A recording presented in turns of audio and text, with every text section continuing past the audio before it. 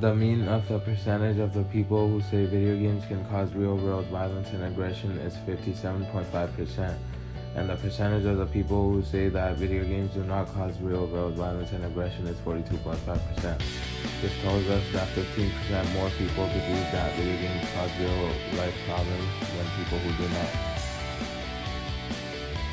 The median of the people who say that video games can cause real-world violence and aggression is 54.5%, and the median of people who say that video games do not cause real-world violence and aggression is 45.5%. Since the median and the mean is not the same, the data is skewed. None of the values occur more than once, so the mode cannot be found. Just by looking at this data, it can be seen that the difference between the highest and the lowest percentage of people who say video games can cause real-world aggression and violence, and people who disagree, is both 37%.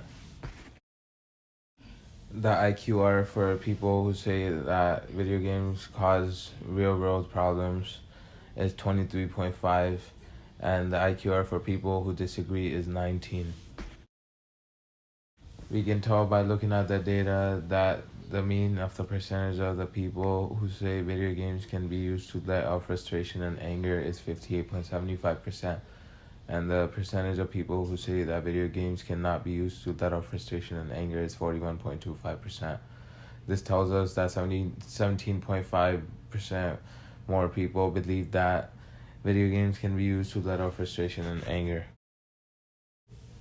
We can tell that the median of the people who say that video games can be used to let out frustration and anger is 56.5%, and the median of people who say that video games do not help in letting out frustration and anger is 43.5%.